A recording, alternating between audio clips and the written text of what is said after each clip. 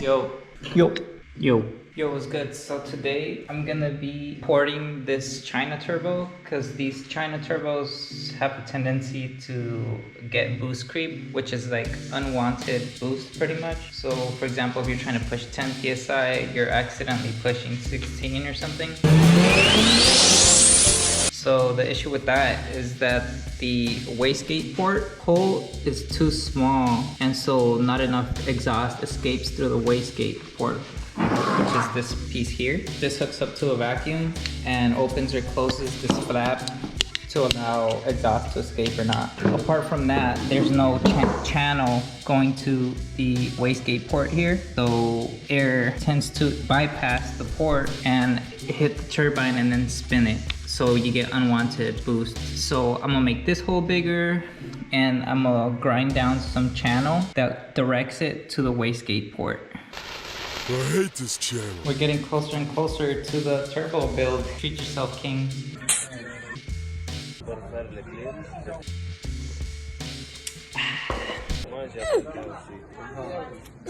I brought a flashlight to show you guys. So you see the wastegate port there, the hole?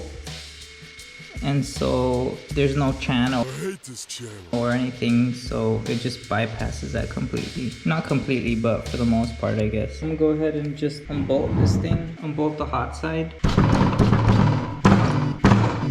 Stop the hammering. The good thing is that at work we have a mill. Stop the hammering out there. Who's got a hammer? Jeez.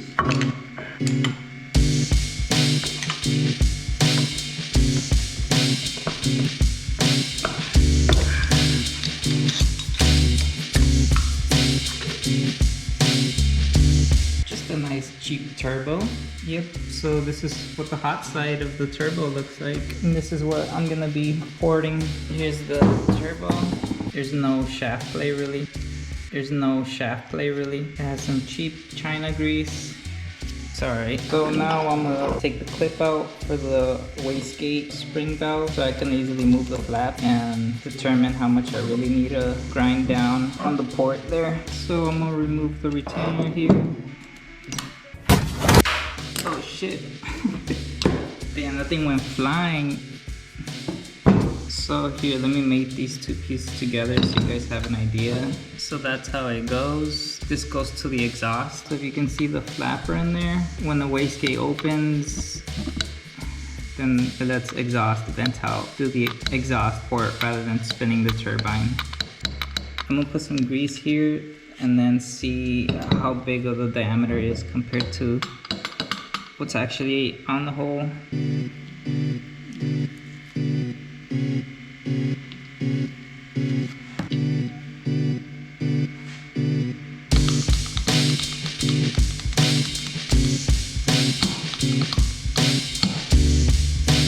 So see, it gives us an idea of where the hole actually is, where the flap actually closes as to what is on there. So it looks like I'm gonna have to grind down some of this section here. I just kind of scratched up a rough diameter with the flathead. So now if I take the grease out, you can see my marks.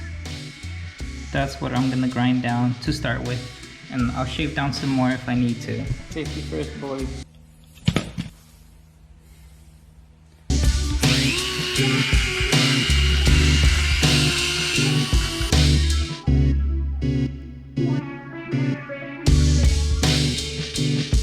What's up? Just porting out this turbo. Alright, so the porthole is now a lot bigger and it would still seal because you can see where the flap would seal. So now I'm gonna make a channel I hate this channel. so the air can get directed to the wastegate. So something like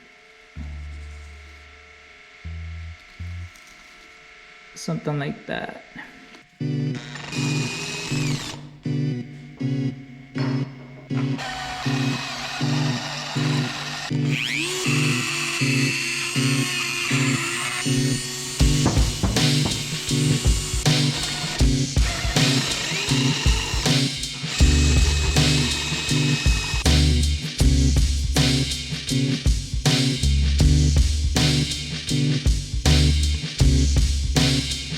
Alright, now now the wastegate port has a nice smooth path to the dump.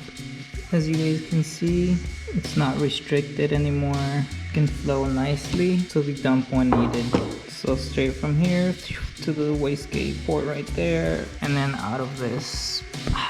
So one last thing I have to do is make a bit of a dip where the flap lands, because it doesn't look like it opens enough. See, this would be here, it would be closed, and then when it opens, it only opens that much. So I'm gonna grind down a bit of a dip down where the back of the flap lands, so it has more opening space. I marked it just now, so around this area.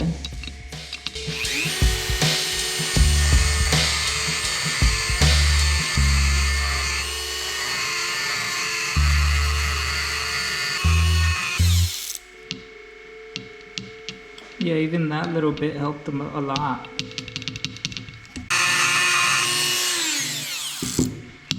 That should be good. So see, even that little bit helped a lot. I don't want to do it too much because then the actual flap is gonna bottom out.